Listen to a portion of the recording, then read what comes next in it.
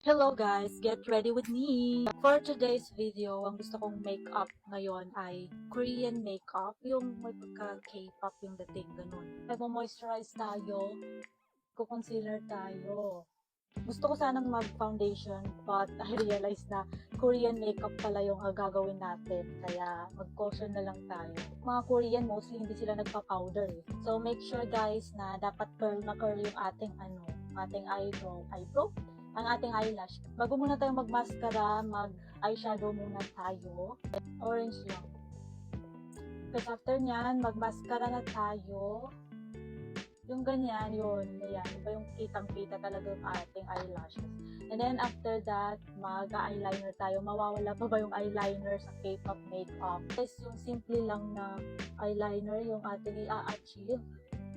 Ayan siya, diba? Yan, pero okay na yan. So, dito lang tayo maglalagay, dito lang sa dulo.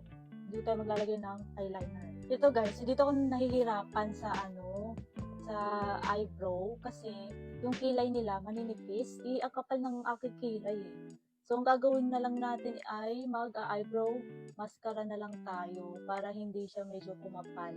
Siyempre, dahil K-pop makeup to, so hindi pwedeng mawala yung aegypsal, yung parang yung pinapaganda yung eye bags. Yun ang gagawin natin.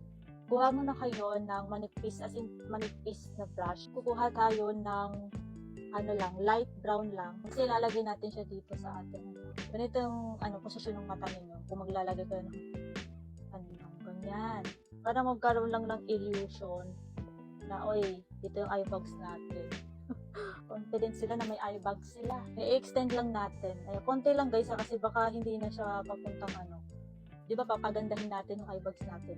Baka maging totoong eye bags na talaga siya pag hindi mo siya na-blend ng mabuti. Then maglalagay tayo ng glitter rings, like konti lang na glitters. Diyan sa yung matagang part na yan, dyan natin siya ilalagay. Ito naman tayo maglalagay dito ng glitter rings. Sobra din, lagay din natin dito sa eyelids natin. Dito. Nakita ko nga pala, naglalagay din pala sila ng konting brown dito sa may dito lang sa part na yan. Maglalagay tayo ng blush dito sa malapit sa ating under eye. Para tumagal yung ating blush, maglagay tayo ng blush na pink dito. Diyan yung placement ng blush natin, malapit sa under eye.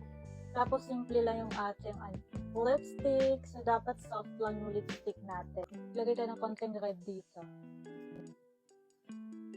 Annyeong!